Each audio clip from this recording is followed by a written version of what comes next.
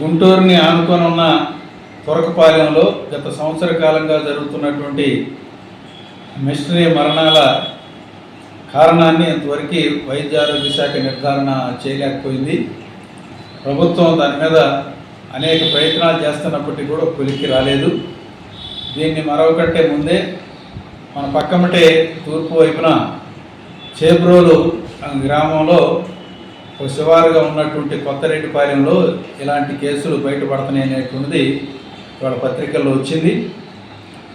అయితే గత 4 రోజులుగా అదే గ్రామానికి సంబంధించినటువంటి ఆశా వర్కరు జ్వరంతో బాధపడుతూ ప్రైవేట్ ఆసుపత్రిలో చికిత్స పొందుతూ రాత్రి చనిపోవటం అనేటువంటి జరిగింది.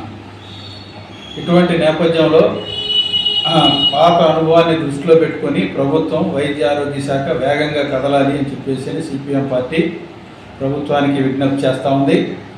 తక్షణమే చేబ్రోలు, కొత్తరెడ్డిపాలెం, పాతిరెడ్డిపాలెం ఈ 3 గ్రామాలకు సంబంధించినటువంటి క్లస్టర్గా ఉన్నటువంటి ప్రతి ఇంటికి కూడా వెంటనే వైద్య పరీక్షలు చేయాలి.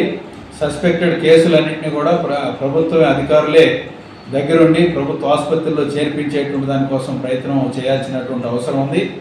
అక్కడ 24 గంటల మెడికల్ క్యాంప్ కూడా నిర్వహించాలి అని చెప్పేసి సిపిఎం పార్టీ డిమాండ్ చేస్తాము. అట్లాగే ప్రజానీకం కూడా అప్రమత్తంగా ఉండాలి. జ్వరాలకు సంబంధించినటువంటిది కానీ ఇతరతర అనారోగ్యాలకు సంబంధించి కానీ ఏదైనా సందేహం ఉంటే అశ్రద్ధ చేయకుండా తక్షణమే అక్కడ చేబ్రోల్లో ప్రభుత్వ హాస్పిటల్ ఉంది, పిహెచ్సి, అక్కడికి వెళ్ళి పరీక్ష చేయించాలి. అట్లాగే మన వైద్య సిబ్బంది, ఆశా వర్కర్లు, ఏఎన్ఎంలు ఇటువంటి వాళ్ళంతా ఉన్నారు. వాళ్ళ దృష్టికి తీసుకెళ్ళి తక్షణమే వైద్య సహాయం పొందడానికి మనం ప్రయత్నం చేయాల్సినటువంటి అవసరం ఉంది. ఇది ఒక పక్క ప్రజానీకం, రెండో పక్క ప్రభుత్వం కూడా తక్షణమే అప్రమత్తం అయ్యి ఈ తొరకపాలెం యొక్క